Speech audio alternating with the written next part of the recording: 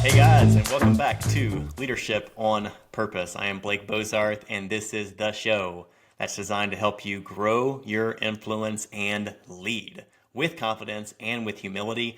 It has been a minute and a half since we have been with you, and we have a fresh new season coming up, spicing things up. We're adding a baller co-host who I'll introduce here in a second. We're bringing in some really awesome guests, and we're finally taking our talents to the YouTube, which, by the way, if you have a YouTube account, love it if you give us a thumbs up and subscribe there as we build that up as well. So today, hey, it's going to be an update episode. We're going to have a jam session, and our content today, our growth content, is going to be about interviewing and the hiring process. So whether you are a hiring manager and you bring people onto a team somewhat regularly, or if you're someone, and a lot of us are in this space, whether we're a manager or not, you're looking to level up into another role into the future, then we're going to give you our hottest takes on how you can crush the interview and the hiring process. And we're going to give you two nuggets apiece. So that's what you can expect on this episode. Quick personal update, because it has been a while. It's been a little over a year since the last episode, guys. And I just realized today, I was telling Chad, who I'll introduce in just a second, we hit 50 episodes in our first season. That is unbelievable. I just want to thank you guys for the support over that time. Had some incredible guests, hopefully some really insightful and great content to help you grow your influence and leadership. And we're in a new season. So the long hiatus was because we had so much stuff going on. We were launching a new show. So we launched the new show around the same time last summer. We call it the EPM show, All Things Enterprise Performance Management. 99% of you listening probably wouldn't have an interest in that show unless you are in the financial planning or enterprise planning function for an enterprise. But we've had a ton of fun with that. We're going to hear more about that in a second. It's been busy, guys. So we've expanded CoThryve, my company. We started with just doing leadership development for companies about 4 years ago. And over the last couple of years, we've layered in talent acquisition, AKA headhunting. And so that's been a huge thing. We're still working with companies to develop talent, still running mastermind programs to help them develop leaders from early career high potentials all the way through senior teams. And this new focus of helping them actually acquire and find key talent has been just a huge growth engine for CoThryve as well. So it's taken a lot of our focus, and we've kind of tried to grow the team in a small way, but it's happening steadily over time. So I want to welcome to the team. That's the quick update for me. And on the personal front, it's been a fun season. We just got back from a 2.5-week family road trip. Bear is 5.5. Blakely is now 4, just turned 4. And we have a number 3 on the way. So lots of great things happening, and excited to be back with you guys. I'm turning to the co-host, the one, the only, Chad Pyke. Chad, welcome to your first time on Leadership on Purpose. What's going on, everyone? I'm so happy to be here. This is going to be a ton of fun. It's going to be a blast. It's a I hope new you're era. ready. I hope you're ready for some hot takes and some fun, good old fun back and forth. You know what I mean? So we're going to laugh a little bit, and we're going to get better in leading with confidence and humility. That's what it's all about. So we've been having a ton of fun co-hosting another show. But Chad, I want you to be able to introduce yourself to this audience. Tell us a little bit about you and your career in 60 seconds. So we give it a 60-second timer. I'd love it. And we do this on our other show. We're borrowing it over here on LOP. But what about you and your career in 60 seconds? Go All right. for it. So originally from Atlanta, Georgia, started my career in the same leadership development program that Blake did. I won't use my time for this, but there's a funny interview and hiring story around that. That's maybe a good nugget to talk about. Spent about 3 years in that program, and then jumped ship from Unum Group, that was the company, to insurance broker, and was helping run strategic partnerships there, and was looking for something a little bit more entrepreneurial. Blake and I stayed in touch, and there was an opportunity to get involved on the talent acquisition side after we were also actually running some growth groups at athletic programs. So we were going into the D1 sports world, which was a ton of fun. For those of you who don't know, my background is in D1 sports, wrestled in college at NC State, go Pack. And man, I've just had a blast doing this headhunting executive search gig for about the last year. I love that it's black and white, and it's about addressing pain for the company. They need to hire someone new. And then for that candidate, we're helping them level up their career and get one step closer to their goals. So Boom. Well done. Well played. Yeah, on the personal life side, tell us a little bit about your house family situation. So, family situation, my wife and I live in Charlotte, North Carolina. They call it North Kakalaki. And we have a dog named Banks who Bear and Blakely love so much. He was one of the key highlights of y'all's trip. You spent about a He week here. was. And we have our first on the way. We're expecting as well. Due date is Huge. December 23rd. And for the audience listening, what's actually crazy is I think our due date, Blake, is a week before yours. That's So that's pretty end of the crazy. year, end of 2023, early 2024 is going to be super interesting to figure out on the business side. As we're both welcoming new children into the world. Yeah, So we could have probably coordinated that a little bit better than we did to probably, be able to. but yeah, we'll No, we're figure it super out. pumped about that. And yes, you're right. Bear and Blakely, we hit a ton of places over that 2.5 week family road trip. The time in Charlotte with Tori and Chad and Banks, the golden doodle, was their favorite. So we had an absolute blast with that. So yeah, man, you covered it really well. We got to know each other through a former company and stayed in touch. Actually, Chad was a part of one of our growth groups with that other company. So he went through like, what does it look like to go through one of those mastermind leadership development programs? And he took it and ran with it. And so he was like, hey, man, have you ever thought about doing this with D1 athletic programs? And I'm like, actually, I have, but I would never do it if it was just left to me. So what if you did it? And so Chad started that. Really cool. And then he got involved in the headhunting side, and I think the rest was history from there. So after he had transitioned to that other company for that year, we ended up getting Chad full time at the end of last year. So we are super pumped that you're on board. And he makes for an incredible co-host, as you'll see as we go into this season, guys. So hey, I want to get into the meat of this show. So this is the growth content for this show. We're having a jam session around interviewing and the hiring process. And so we want to speak to candidates. So if you're in that interviewing process, or you will be at some point, most of you, I'd say 90% of you listening will be in that process at some point in the future. And we want to speak to hiring managers, the ones on the other side that are trying to run an efficient process and find the right person. How do you do that well? There's a ton of things that we can cover with you. We're going to keep this a little bit shorter. So we're bringing two nuggets apiece, right? Two nuggets. So my top two, I'm going to take the candidate side. My top two tips, Chad, for crushing an interview process. The first one is to remember that crushing the interview is less about precisely what you say. So it's less about your content. It's more about the energy that you bring, the tone that you set, the connection that you make. And I share that. I know it's a softer thing to share, but I share that because so much of the time when we encounter and we work with candidates who are looking to land that next job, it can be very nerve wracking. It can be very stressful, right? And they can spend a lot of time on interview prep. And sometimes, here's a hot take for you. Sometimes, actually, a lot of times, I think candidates can overdo it when it comes to the interview prep piece, and it can actually be a little bit counterproductive. So they spend so much time getting prepared, they get inside their own head, honestly, and they can psych themselves out. And I make this the first tip because 90% of what happens in that interview is about the way that hiring manager, that hiring team connects with you or not. And it's in your energy, it's in the energy you bring to the table, it's in your tone, right? So one thing we like to say is candidates say, oh man, I feel like I'm nervous for this. The first thing I say is, you know what? I think that's a good thing. It's actually a good thing to have some nerves, to have some healthy nerves going into an interview, going into a job like selection process. And the reason why, and I'm wearing the hiring manager's hat. So anytime I am interviewing someone, I actually like to see a little bit of healthy nerves because it tells me something. It tells me, hey, this person, they actually care. They value this opportunity. It actually means something to them. They care. I can tell you that it's infinitely better, Chad, infinitely better than the times that I've interviewed someone and it seems like there aren't nerves, or they've really masked the kind of the healthy nerves with a sense of arrogance, like a supreme confidence that is almost like, hey, does this person have like a pulse? Like, do they actually value this opportunity, or do they think that they're doing us a favor by being in this interview process, right? So I don't know what you experienced there on that front, Chad, when it comes to that sort of energy and the tone that you bring to the process. What would you add? Yeah, I honestly couldn't agree more. I think companies want to see that you value the opportunity and you're excited about it and you're going to be able to come in there and make it your own. Like They want to see you saying, I'm ready and willing to step up and step into this role and lean in.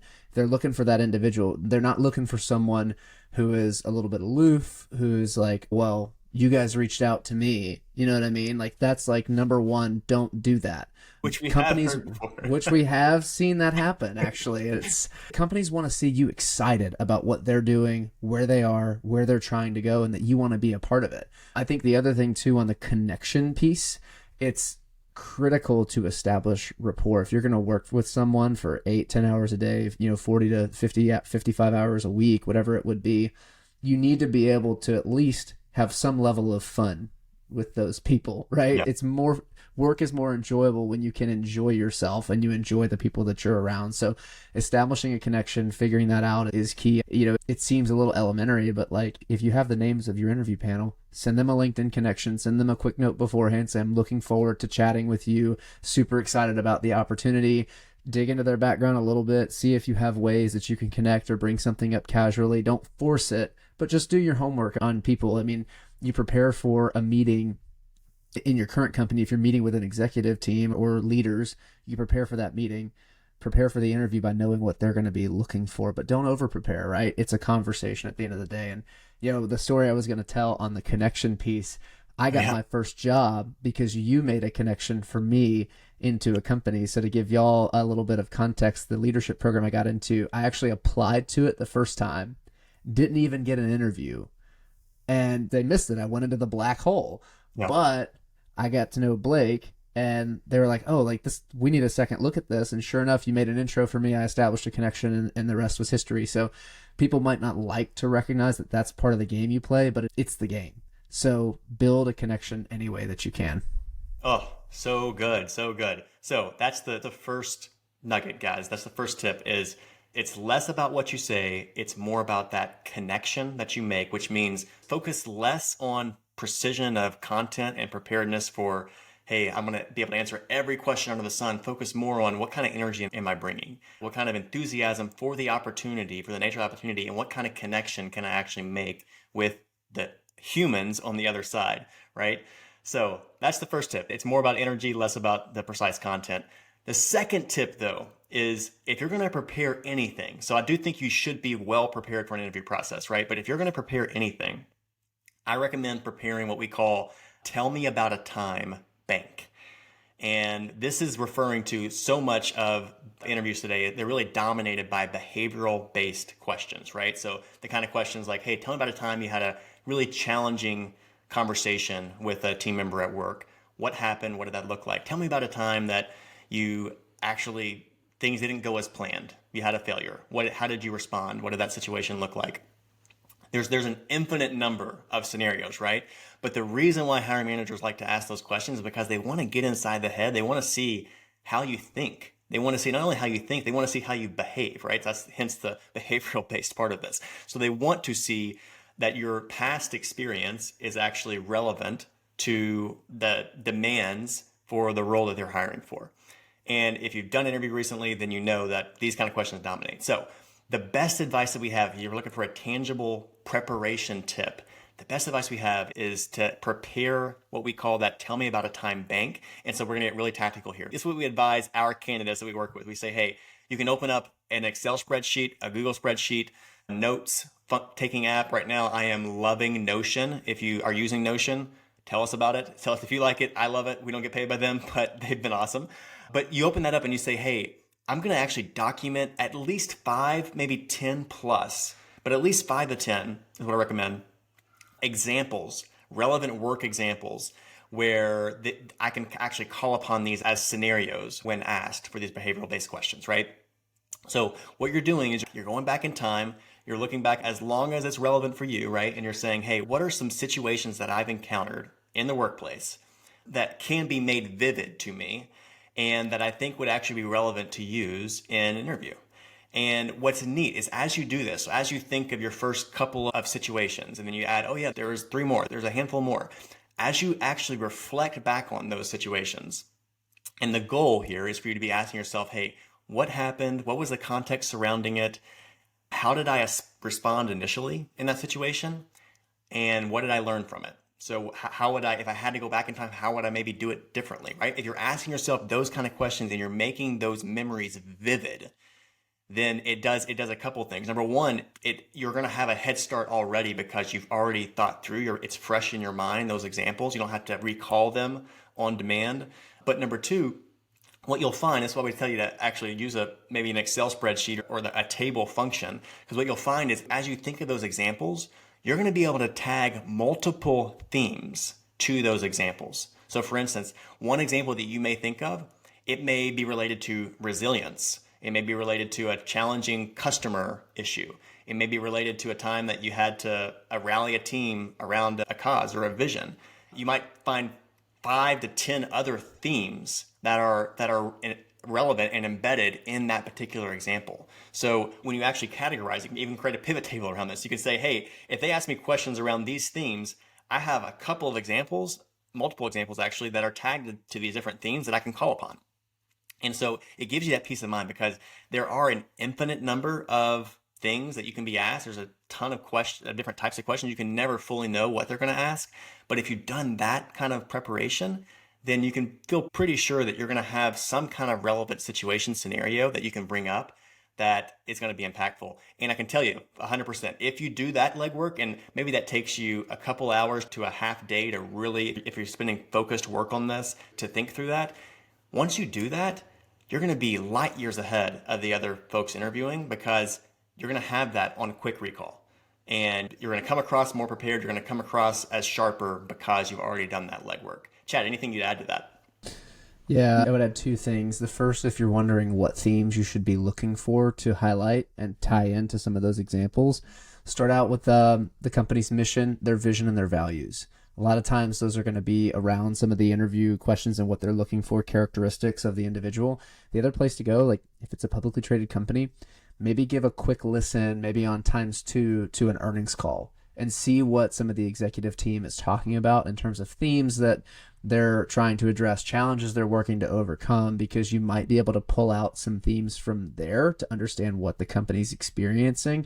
And two, when you get the opportunity to ask follow-up questions, it's always a really good look to show that you've done your homework and say, hey, I was listening to the last earnings call. Here's what I heard. How is your team working on this? Blah, blah, blah, whatever it would be. But being able to show that, hey, I've done my homework on you, just like you're doing your homework on me, it demonstrates that you're thorough to another level than probably most of the candidates are going to be. The second thing I would add is when you get asked a question in an interview, don't be afraid to pause and think. Say, hey, can I have a second to think about my answer?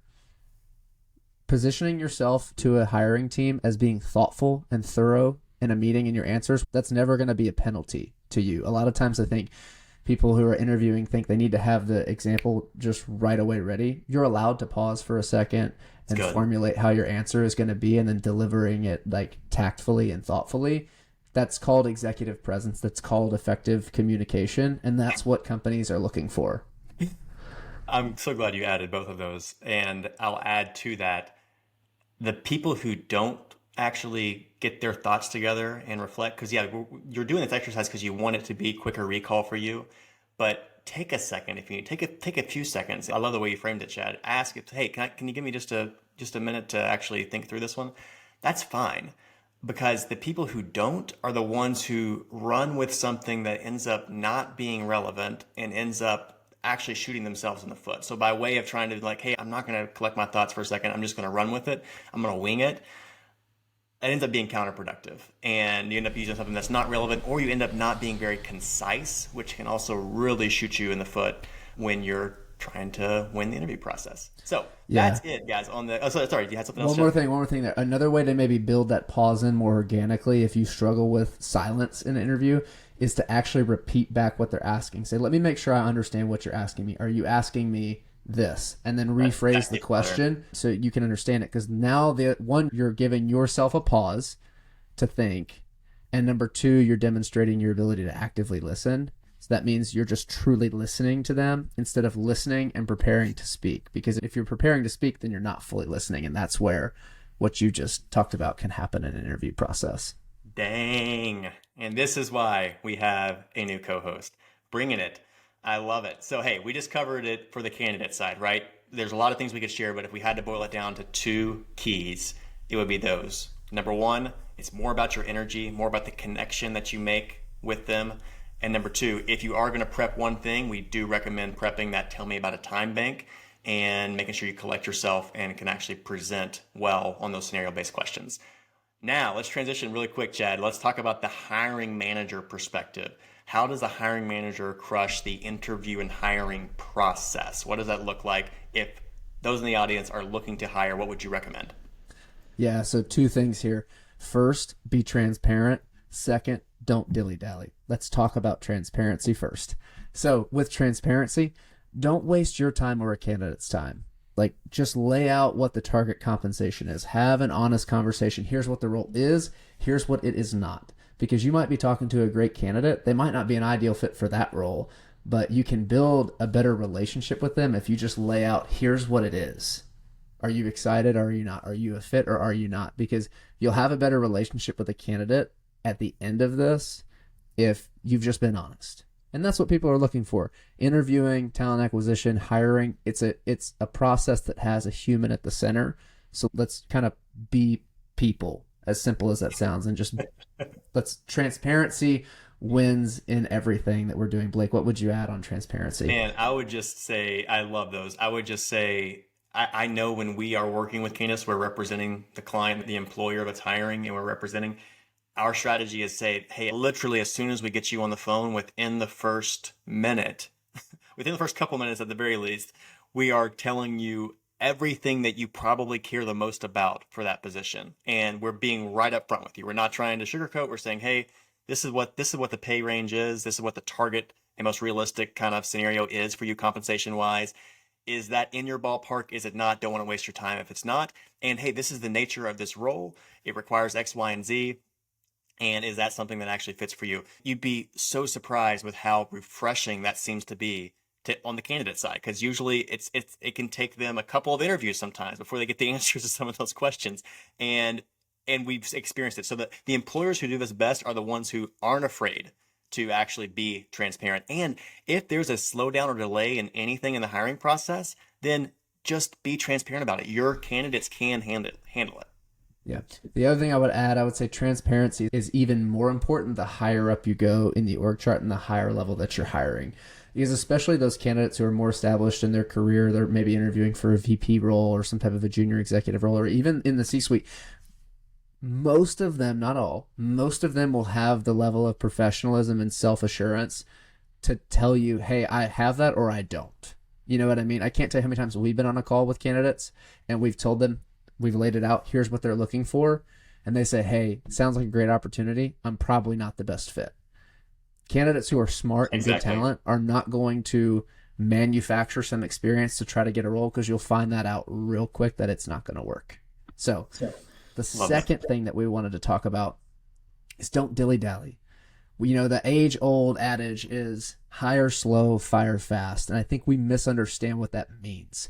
Hire slow doesn't mean draw out the process as long as you can. It doesn't mean 17 interviews that are spaced 3 weeks apart each. That's not what it means. Hire slow means being very thoughtful about the type of role you craft and design and when you go to expand the team. But once you decide to expand the team, especially in today's market where there's a shortage of talent, you have to move. So make it a relatively quick process. If it's 3 interviews, that's fine. But encourage those who are on the interview panel. If this role is priority enough, then it deserves our time. I can't tell you how many times we've seen hiring managers lose on great talent because they're not responsive. They don't make time in their schedule to have interviews promptly and deliver feedback promptly. I hate to say it, but these are basics. It's borderline elementary, it's fundamentals, but when you execute it well, you win talent like crazy. But when you don't execute it well, you lose consistently. What would you add to that, Blake? Oh man, you got me good with that one. We've experienced this a number of times, but when we see it, we're the opposite. When we see, like you said, it's like, hey, once a hiring manager recognizes that, oh, this is a top flight candidate and I've got to move quickly, and they do it, even if it means, hey, yeah, we still have 3 more steps in our process, but we're going to book them as quickly as we can and try to get it done maybe over the next week and a half. And as long as there's transparency there, back to tying these points together, because yeah, if there is a delay in the process for any reason, needing to get some other stakeholders on board, figure something else out in the org, if something comes up, that is inevitable sometimes, but at least be transparent about it, and your team can help manage that. But to your point, hiring slow and firing fast is true, but there's a nuanced explanation for what that looks like, right? So I love what you said. It's like, hey, make sure the role is the right fit, make sure you're ready to bring this role on. But once you're encountering talent, and once you have a semblance of, oh, this person's actually super sharp, you have to move fast in order to lock them in. I can't tell you how many times that Chad and I have worked with top-notch candidates that are super excited or zealous for an opportunity even. But when they've gotten into a process that ends up expanding and there ends up not being a lot of answers as to what's next, and the timeline goes from, oh, I just had an interview, a second stage, and now I don't know what the next step is, and 2 weeks later there might be something else booked. That top-notch candidate, just the zeal evaporates, right? And even if the final offer comes in the end, they are no longer like, even if they accept it, it's just, there's something like the energy is off, right? Like you didn't strike while the iron's hot. And so then you have to make up for that after they start, and that can actually put you behind the 8 ball. So all that to say, those 2 points, Chad, be transparent and do not dither, massive when it comes to winning as a hiring manager in the hiring process. Love it. 100%. That's fundamentals win in this talent market today.